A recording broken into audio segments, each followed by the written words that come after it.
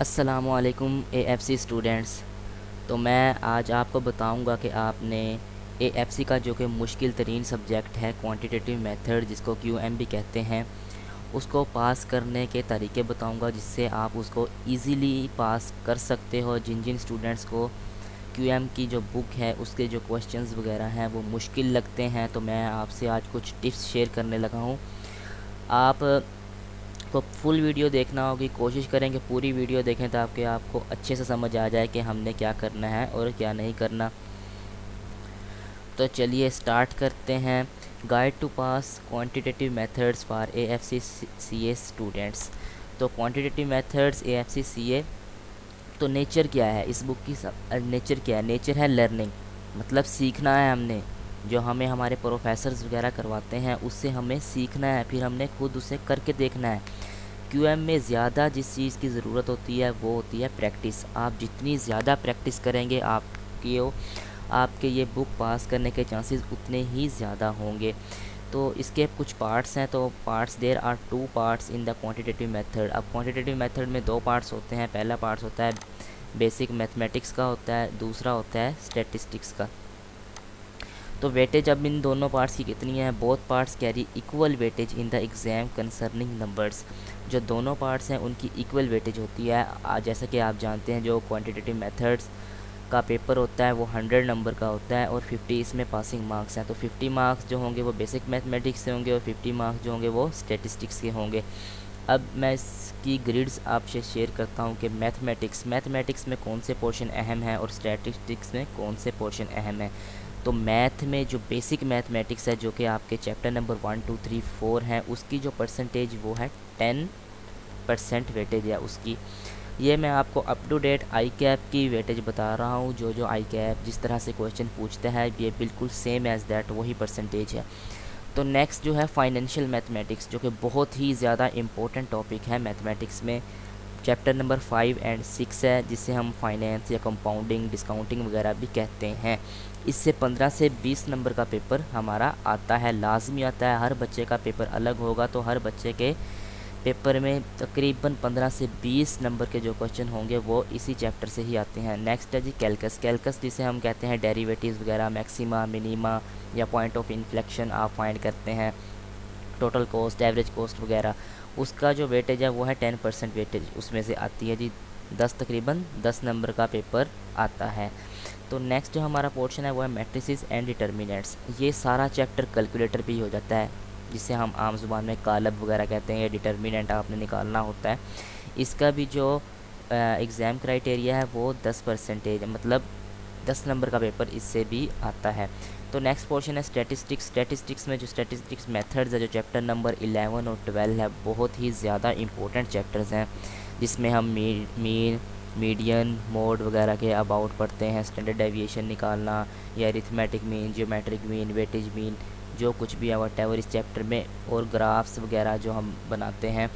तो ये बहुत ही ज़्यादा इंपॉर्टेंट चैप्टर है, इसको अच्छे से करिए। इसमें से 20 नंबर का पेपर तकरीबन आता है। नेक्स्ट जो है रिग्रेशन एंड कोरिलेशन वाला जो चैप्टर है हमारा, रिग्रेशन एंड जो चैप्टर नंबर 13 और 14 है इंडेक्स नंबर, उसकी भी जो वेटेज है वो 10% है, 10 नंबर का पेपर आएगा। और प्रोबेबिलिटी एंड डिस्ट्रीब्यूशंस हैं, चैप्टर नंबर 15 है एंड 16 है, जिसमें हम बाइनोमियल डिस्ट्रीब्यूशन, 4 डिस्ट्रीब्यूशन है, बाइनोमियल डिस्ट्रीब्यूशन है, हाइपर ज्योमेट्रिक है, पॉइजन है और नॉर्मल डिस्ट्रीब्यूशन है। जो ज़्यादा पेपर है वो तकरीबन बाइनोमियल या नॉर्मल डिस्ट्रीब्यूशन से आता है।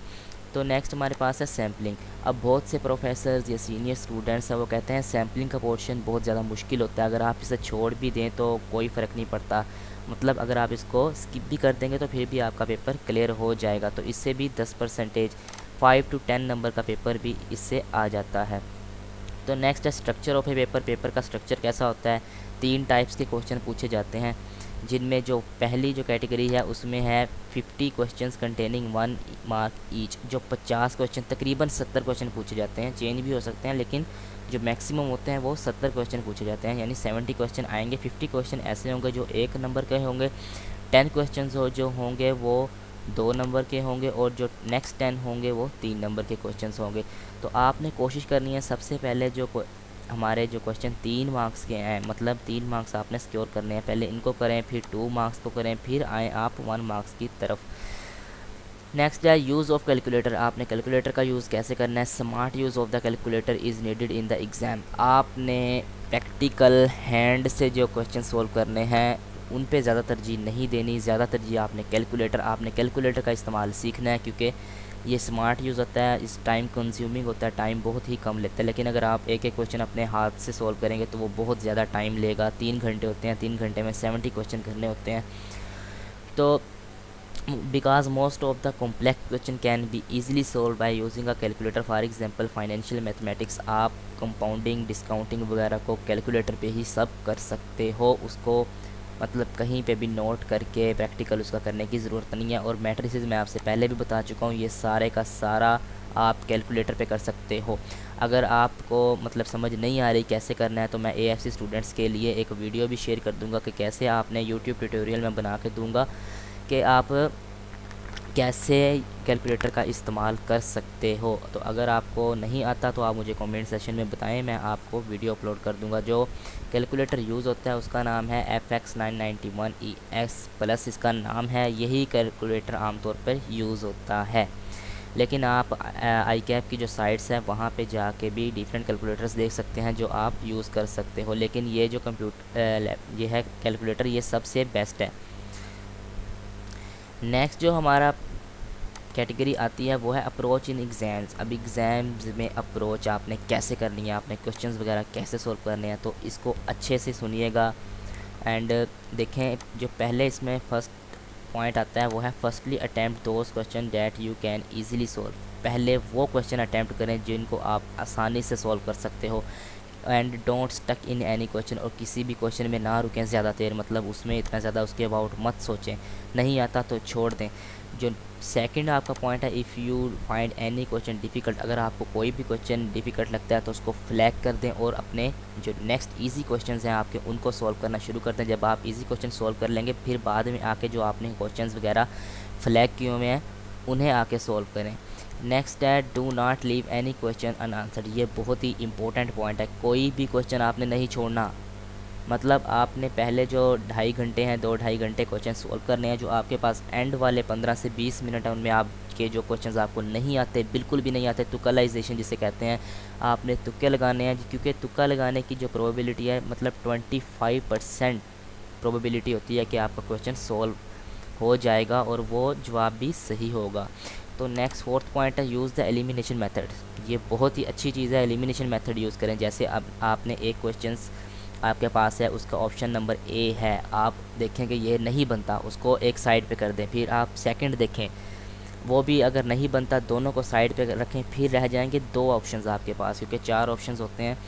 तो अब 2 ऑप्शंस के दरमियान करेक्ट आंसर ढूंढने की जो प्रोबेबिलिटी है वो 50% होती है। आप 50% आंसर सही दे देते हैं। Eliminating options that are less likely to be correct, उन ऑप्शंस को लेस लाइकली जो आपके करेक्ट होते हैं नहीं होते, उनको आप दूर करने के बाद जो आपकी प्रोबेबिलिटी है वो बढ़ जाती है किसी भी क्वेश्चंस का करेक्ट आंसर करने के लिए। तो ये कुछ स्पेशल टिप्स हैं जो मैंने आपसे शेयर किए हैं, इन पर अमल करें, इंशाल्लाह आपका पेपर क्लियर हो जाएगा। और बहुत से बच्चे पूछते हैं प्रैक्टिस के लिए कौन सी बुक यूज़ की जाए, तो बेटा सबसे ज़्यादा जिससे पेपर आता है, लाइन टू लाइन भी क्वेश्चन आ जाते हैं, वो है दाऊद शाहिद की जो लास्ट असाइनमेंट्स आती हैं आपकी अटैम्प्ट से पहले, उनको सॉल्व करें। बुक सॉल्व करने की ज़रूरत नहीं है, उसकी असाइनमेंट्स आती हैं, तकरीबन 1000 सवाल होते हैं, उनको अच्छे से देखें, उनके जवाब रट लें, उनके मतलब उनको सॉल्व करना सीख लें, आपका पेपर क्लियर हो जाएगा।